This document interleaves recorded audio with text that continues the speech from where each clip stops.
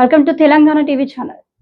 CC కెమెరాల ఏర్పాటుతో నేరాల నివారణ. డిఎస్పీ అబ్దుల్ రెహమాన్ ఒక సీసీ కెమెరా 100 మంది పోలీసులతో సమానమని దాన్ని దృష్టిలో ఉంచుకుని కాలనీలో గ్రూపులుగా ఏర్పడి సీసీ కెమెరాలు ఏర్పాటు చేసుకుంటే దొంగతనాలు జరిగే అవకాశం ఉండదని కొత్తగూడెం డిఎస్పీ అబ్దుల్ రెహమాన్ అన్నారు.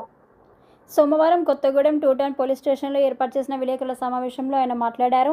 ఈ నెల 4వ తేదీన రుద్రంపూర్ నాలా ఏరియాకు చెందిన సింగరేణి ఉద్యోగిని వాకపల్లి వెంకటరమణ ఇంట్లో జరిగిన చోరీని పోలీసులు ఛేదించినట్లు తెలిపారు. సోమవారం 2 టౌన్ పోలీసుల్లోని 4 ఇంక్ లైన్ ప్రభుత్వ ఐటీఐ వద్ద 2 టౌన్ పోలీస్ వాహనాలు తనిఖీ చేస్తుండగా లక్ష్మీదేవిపల్లి మండలం కారుకొండ రామవరం చెందిన నరసాని రమేష్, కొత్తగూడెం మున్సిపాలిటీ పరిధిలోని మేదర బస్తీ గొల్లగూడెం చెందిన వర్షకుమార్ ఇరువురు మోటార్ సైకిల్పై అనుమానాస్పదంగా వస్తున్నారు. వారిని అదుపులోకి తీసుకొని సోదా చేయగా బంగారు వస్తువులు, నగదు కలిగి ఉండడంతో వారిని ప్రశ్నించడంతో ఈ నెల 4వ తేదీన రుద్రంపూర్ చెందిన నిందితుల వద్ద నుండి 22 తులాల బంగారం, 268 గ్రాముల వెండి, 2,78,000 నగదును రికవరీ చేసినట్లు డీఎస్పీ వెల్లడించారు. దొంగతనం చేయటం, జల్సాలు ఖర్చు చేయటం, లేకపోతే పేకాట ఆడటం, కోడి పందాలు ఆడటం చేస్తుంటారు.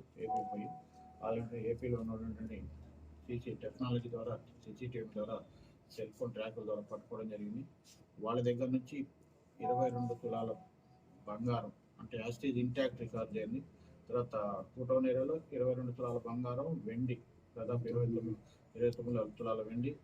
తర్వాత అక్కడ 3 టౌన్ ఏరియాలో 14 గ్రాముల బంగారం ఇంటాక్ట్ రికార్డ్ చేయడం జరిగింది. 3,02,78,000 రూపాయలు క్యాష్ కూడా రికవర్ చేయడం జరిగింది. 22,000 రూపాయలు ఆ ప్యాకెట్ కూడా ఖర్చు చేసినట్టు తెలిసింది. వాళ్ళని పట్టుకోవడం జరిగింది. వాళ్ళని పట్టుకొని పర్మిషన్ రికార్డ్ చేసి అన్ని రికార్డ్ చేసేసి ఈరోజు కోర్టులో హాజరుపరుస్తాం.